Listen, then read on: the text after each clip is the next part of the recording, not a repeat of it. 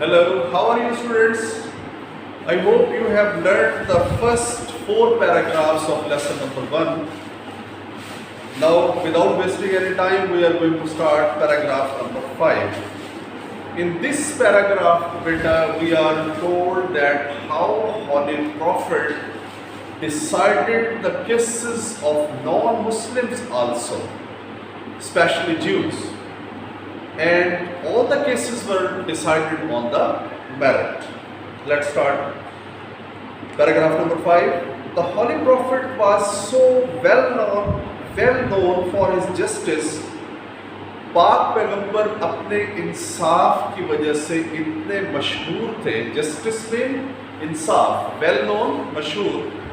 अपने इंसाफ की वजह से इतने मशहूर थे that even the Jews, हत्ता के यहूदी, Jews, यहूदी, हत्ता के यहूदी who were his bitter enemies, जो कि आपके बदतरीन दुश्मन थे, bitter, बदतरीन, जो कि आपके बदतरीन दुश्मन थे, brought their suits to him, वो अपने मुकदमात आपके पास लाते. suits में मुकदमात, meanings are written here.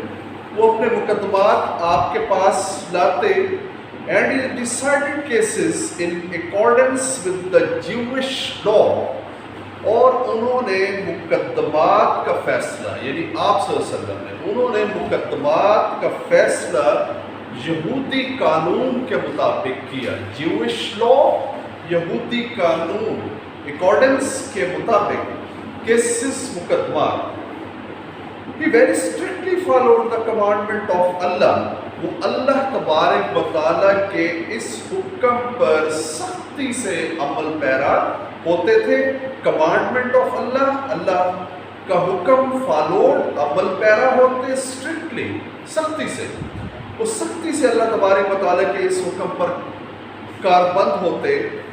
If they come to you, अगर वो आपके पास आए, मीन नॉन मुस्लिम, अगर वो आपके पास आए, इधर जज बिटवीन देम, या तो उनके दरमियान फैसला कर दो, या तो उनके दरमियान फैसला कर दो, और डिक्लाइन टू इंटरफेयर, या फिर मुदाखलत से बाज रहो. इंटरफेयर मीन मुदाखलत, डिक्लाइन मीन बाज रहना.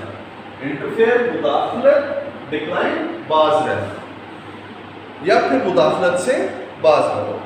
इफ यू डिक्लाइन, अगर आप मुदाखलत करते हैं, इफ यू डिक्लाइन, अगर आप बाज रहते हैं, अगर आप मुदाखलत से बाज रहते हैं, they can not hurt you in the least, तो कम अज कम आपको नुकसान नहीं पहुंचा सकते. Mean they will not be able to say that the judgement of the holy prophet नाउज़ बिल्लाह मिन ज़ालिक वाज रॉन्ग. तो कम अज कम वो आपको नुकसान नहीं पहुंचा सकते. इफ यू जज, अगर तुम फैसला करते हो, अगर तुम फैसला करते हो, जज इन इक्विटी बिटवीन देम, तो उनके दरमियान इंसाफ से फैसला करो, उनके दरमियान इंसाफ से फैसला करो. क्योंकि गॉड लव्स दोज, अल्लाह तबारक व तआला उनसे मोहब्बत करता है, उनसे प्यार करता है, वो जज इन इक्विटी, जो इंसाफ से फैसला करते हैं. So beta, the paragraph is done. I hope that you will learn the translation of this paragraph, and in translation any problem you can ask me. You have another source also, WhatsApp source, so you can ask the meaning of any word. Thank you.